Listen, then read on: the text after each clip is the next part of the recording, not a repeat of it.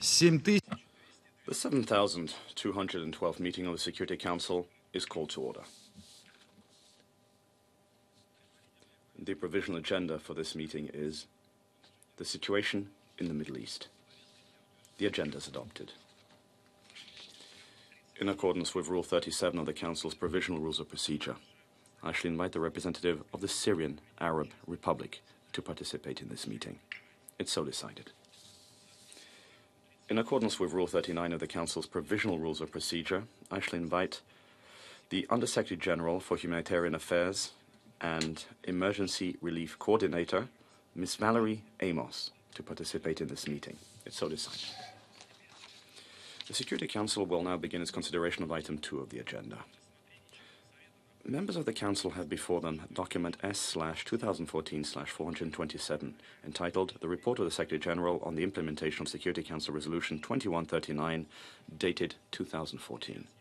I shall now give the floor to Ms. Valerie Amos. Mr. President, this is the fourth briefing to the Council since the adoption of Resolution 2139 on humanitarian access issues in Syria. The resolution demanded action by parties to the conflict in a number of areas, including ceasing attacks against civilians and doing everything in their power to facilitate rapid, safe and unhindered humanitarian access to people in need of assistance. With its adoption, we had all hoped for a significant improvement in the situation on the ground. However, I again regret to inform the Council that violence and attacks on civilians by all parties to the conflict and human rights abuses continue unabated, with devastating consequences for those affected.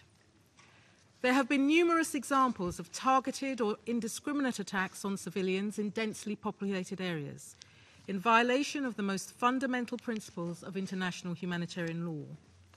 The failure to respect and protect the lives of civilians was, for example, apparent on the morning of the 18th of June, when barrel bombs were dropped on a camp for displaced people in Az-Shajar in southern Syria, near the border with Jordan. Around 350 families lived in the camp. Dozens of people, including women and children, were killed. Countless others have lost their lives or been injured as the conflict continues to rage in other parts of the country, including in the governorates of Aleppo, Hama, Idlib, Dara, rural Damascus, and Deir ez-Zor. This morning in Aleppo, at least 17 civilians were reportedly killed and more than 30 injured by barrel bombs dropped near Halawania Square. Also this morning, at least 15 civilians were killed by aerial strikes targeting numerous neighborhoods in Al-Raqqa, including an educational facility and a library. And on the 7th of June, 10 people were killed and 55 others were injured as a car bomb went off in Homs city. 241,000 people continue to live under siege conditions, unable to leave their communities, and were unable to get in to deliver much-needed humanitarian assistance. Since my last briefing to the Council, only 2,467 people, or 1% of those living in besieged areas, have received much-needed food assistance. Mr. President, this level of obstruction is inhuman and goes against the basic commitment to human dignity and rights UN member states agreed to in Chapter 1, Article 1 of the UN Charter, and I quote, "The purposes of the United Nations are to achieve international cooperation in solving international problems of an economic, social, cultural, or humanitarian character, and in promoting and encouraging respect for human rights and for fundamental freedoms for all." Mr. President, on the 21st of June, a truce in Yarmouk was agreed between the parties. The agreement foresees the surrender of weapons by non-state armed groups, the withdrawal of foreign fighters, the return of Palestinian refugees, the restoration of basic services, and the provision of humanitarian assistance. UNRWA was not part of the truce agreement and has not been assigned a monitoring role.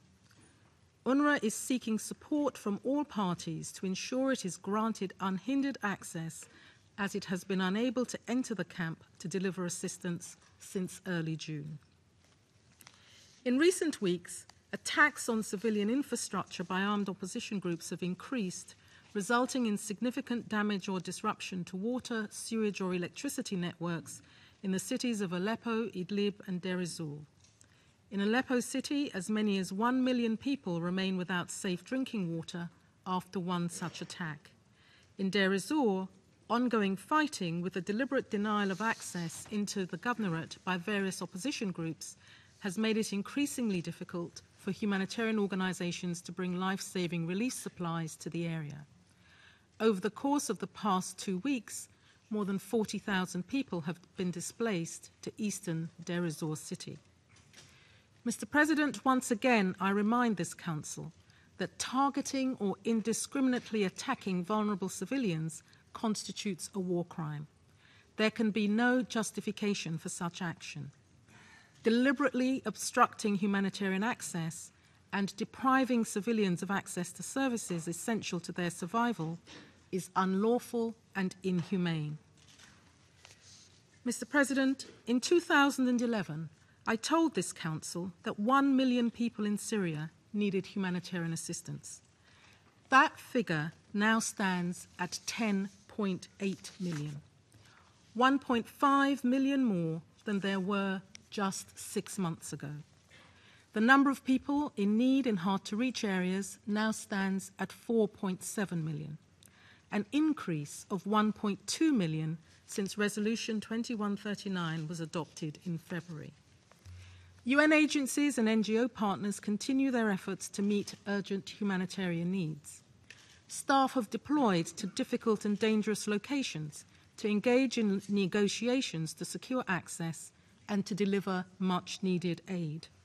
Many have been killed, injured, detained, or taken hostage. Nearly 60 aid workers have lost their lives in the course of their work so far. Countless hours have been spent negotiating and facilitating convoy movements in compliance with complicated and onerous administrative procedures. Despite all these efforts, 4 years into this war, we're unable to sustainably reach nearly half of those identified as being in the direst need. Insecurity and active conflict play a role in preventing humanitarian access to many locations. However, arbitrary restrictions and obstructions, including bureaucratic procedures imposed by the government, limit or obstruct where we deliver aid, to whom, and how often. Some opposition groups have also attacked, threatened, and refused to cooperate with humanitarian workers. In April, the government of Syria introduced new truck sealing procedures intended to streamline and ensure safe passage of regular aid deliveries. This new mechanism was poorly implemented and resulted in a large backlog of deliveries. Food assistance fell by nearly 1 million in May and has yet to be restored to previous levels, with only 50% of planned food assistance dispatched in June. On the 9th of June, the government announced additional requirements involving the submission of monthly distribution plans and weekly loading plans. In addition, the government introduced new procedures for the delivery of assistance to hard-to-reach locations through UN hubs. The new procedures require 3 levels of approval, undermine previous agreements, and have caused 2 successive months of decline in aid deliveries. I cannot describe to the Council the frustration felt by experienced aid workers who have to spend endless hours trying to get agreement for aid deliveries as people's lives hang in the balance. The focus of the government of Syria remains on controlling the work of the UN and its partners. Our focus remains on the people who so desperately need our help. Mr. President, despite repeated calls for the free passage of all medicines and surgical equipment in aid convoys, certain items continue to be excluded or removed, depriving tens of thousands of people each month of their basic right to life-saving medical assistance. The government continues to prohibit the inclusion of medical supplies in shipments intended for opposition-held areas. This deliberate denial of essential medicine and medical equipment undermines the very basis of humanitarian action. The ability of international non-governmental organizations, INGOs, to operate in Syria also remains severely constrained due to bureaucratic and operational constraints. A proposed amendment to the existing Memorandum of Understanding regulating the work of NGOs and aimed at reducing restrictions was submitted to the Syrian government on the 26th of February. It remains unanswered. Effective humanitarian assistance cannot be delivered without NGOs, who remain an essential partner in the aid effort. Mr. President, the UN and its partners remain committed and prepared to scale up operations and provide life-saving assistance to men, women and children in need throughout the country, despite the challenging and dangerous operational environment on the ground. Nearly 3.3 million people received food assistance from the World Food Programme and partners in May. More than 16 million people were assisted with clean drinking water through the provision of chlorination tablets by UNICEF and partners. Around 2.9 million children were vaccinated against polio in the latest round. 2.3 million people received critically needed non-food items from UNHCR and its partners, and 4 million people received medical assistance by WHO and partners in the first 5 months of 2014. However, needs continue to grow and are outpacing our response efforts. We are still unable to provide regular and sustained assistance to 4.7 million people in hard-to-reach areas. This Council has demanded that the parties to the conflict allow and facilitate humanitarian access across conflict lines and across borders. Resolution 2139 is clear and unequivocal on this point. We need a scale-up in cross-line and cross-border deliveries to meet growing needs on the ground. Approximately 1.3 million people could be reached via border crossings we have requested with Turkey, Jordan and Iraq. In previous reports to the Council, I proposed the facilitation of cross-border deliveries through the establishment of neutral monitors. I emphasise once again the urgency we face. Thousands of people continue to lose their lives every month. In the continued absence of a political solution to the crisis, humanitarian workers will continue to do everything they can, but we recognise that we cannot do it alone. We look to the Council to help us ensure that the parties to the conflict abide by their obligations under international law. 10.8 million women, men and children depend on that support. Thank you. I thank Ms. Amos for her briefing. I now give the floor to a representative of the Syrian Arab Republic.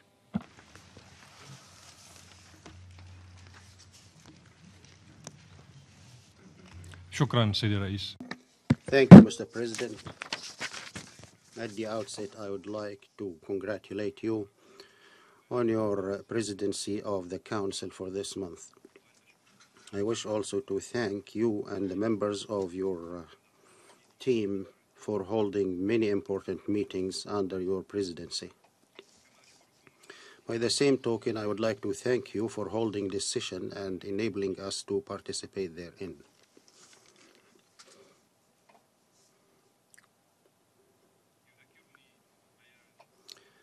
The statement made by the USG for OCHA reminds me of the verse which is well known.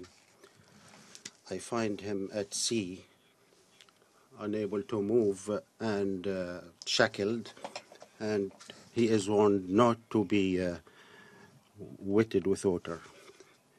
She presented a partial briefing of the humanitarian situation in Syria, and I will brief you on that myself.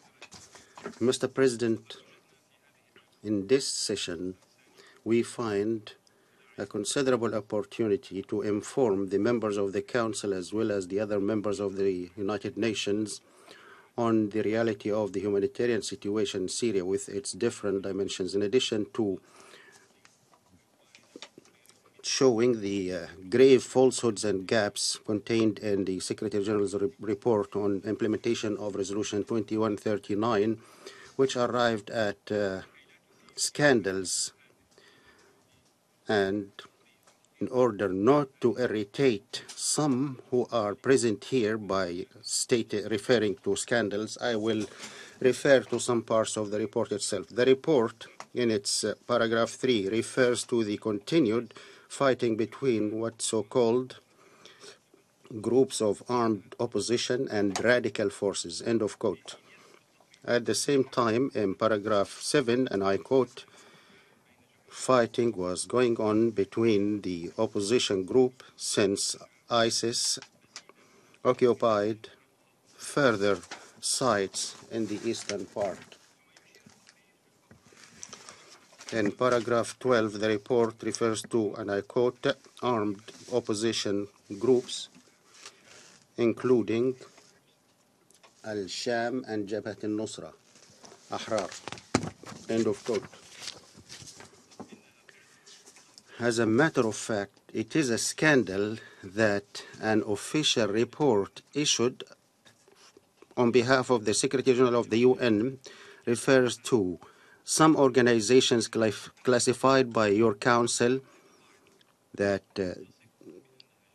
these are terrorist groups, that the report describes them as armed opposition groups, Daesh and Al-Nusra and other terrorist groups enlisted on the agenda of the Security Council. The Secretary General describes them as armed opposition groups in Syria. This is not an unintended oversight. As a matter of fact, the spokesperson of the Secretary General has been using the same language despite of sending numerous official messages to the Secretary General in vain, stressing the impossibility of using such language. We would like to ask the USG, why does her report does not refer to the actual naming of these terrorist entities which are affiliated to Al-Qaeda? She classified them as armed opposition or radical groups. The report, as a matter of example, considers Jabhat al-Nusra the terrorist group, an armed opposition, that is, it's not part of the radical groups. What are these radical groups or extremist groups in Mrs. Amos' opinion? The report mentions new exaggerated numbers about the needy in Syria compared to the previous numbers. The needy have been on the increase to be all of a sudden 10.8 million needy Syrians, with an increase of 1.5 million. The needy have increased in the areas hard to reach to be 4.7 needy Syrians, with an increase of 1.2 million needy Syrian citizens. The report has not referred here to how it come up about these blown up numbers and its sources. My government conveyed its resentment to the reserve of the UN in Syria over the perfunctory manner used by some high UN official about the astronomical figures of inaccurate and undocumented number of needies and the humanitarian situation in Syria, as well as the dishonest transmittal by OCHA in Damascus at a time deliberations are underway to adopt a new draft resolution on humanitarian situation. Preparers of the report bypassed their mandate by mentioning the presidential elections in Syria. These elections have nothing to do with Resolution 2139. Rather, they are sovereign constitutional right. This right does not run counter to the Geneva Communique 1.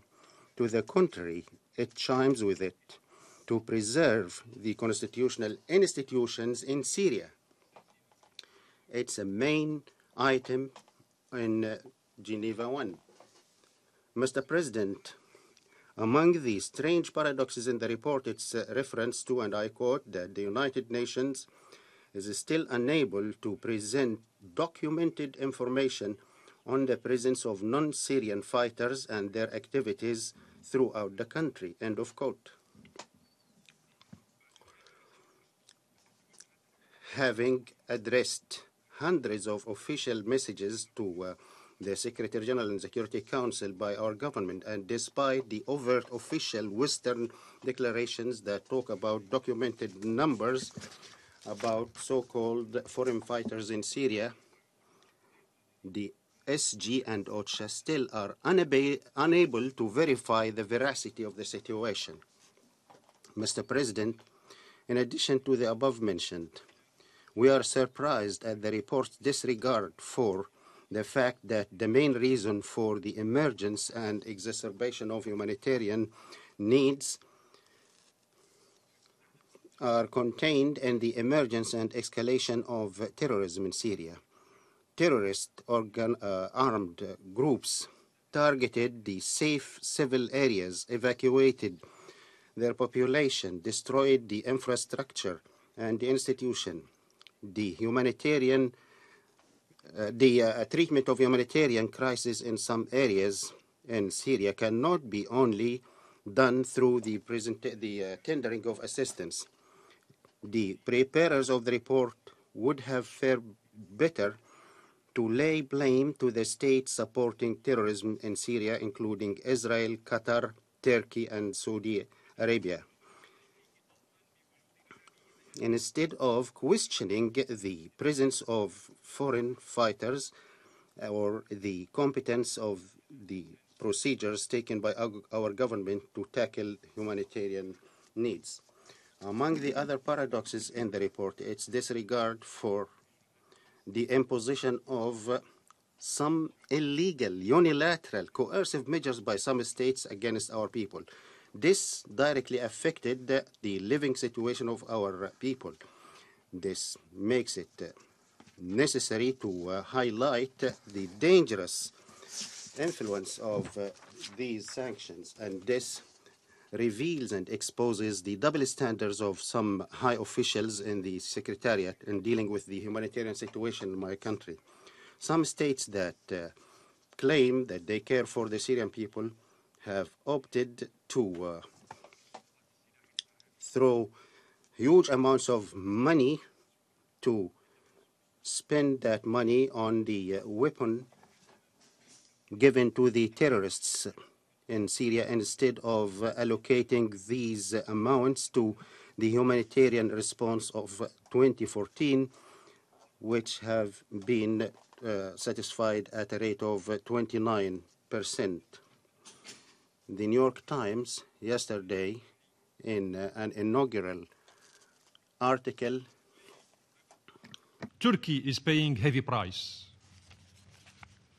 New York Times. ومع ذلك الأمين العام والسيدة آموس.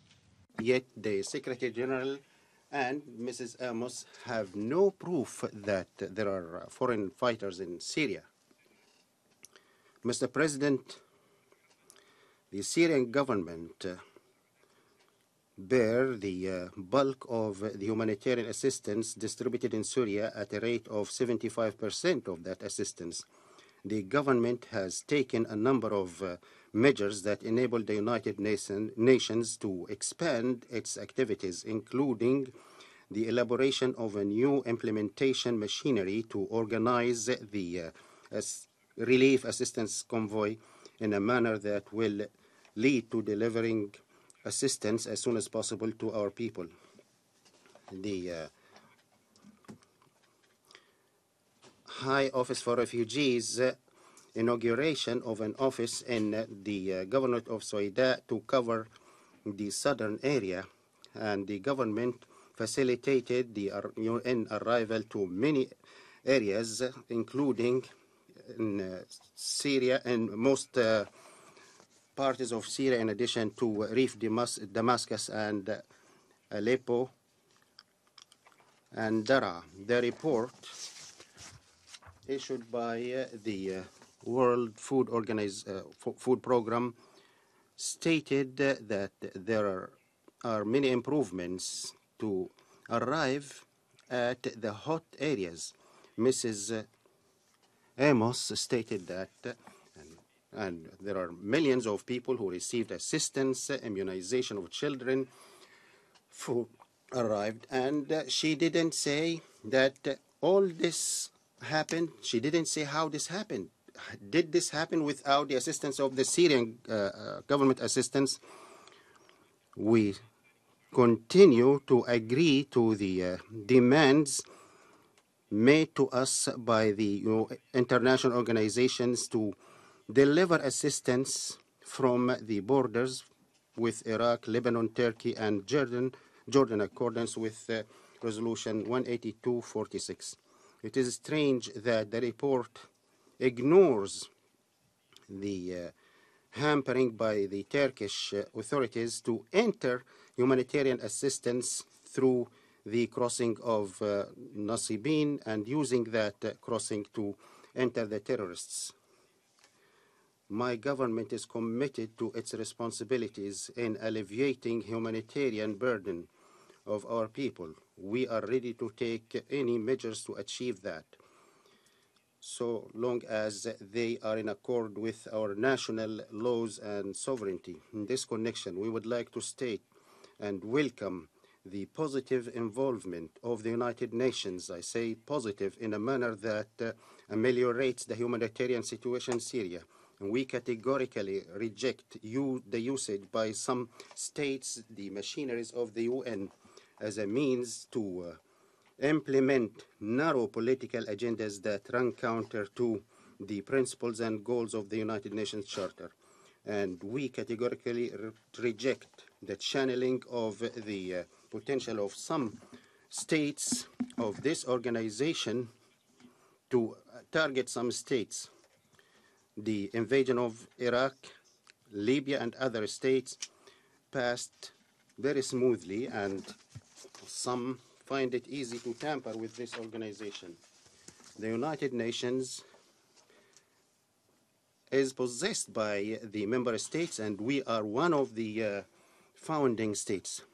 The United Nations is not a private sector to be utilized by those mighty and influential to achieve hegemony and to shed the blood of people. Thank you, Mr. President.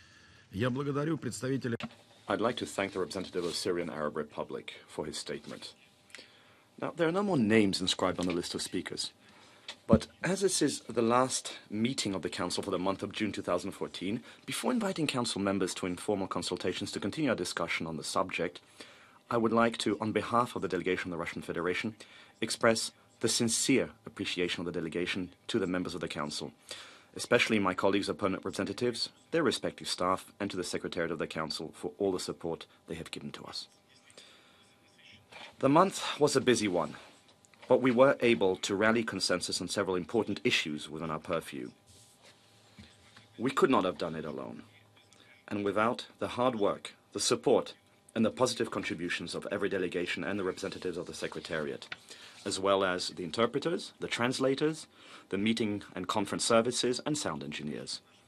As we end our presidency, I, on behalf of the Council, wish the delegation of Rwanda good luck and every possible success in the month of July.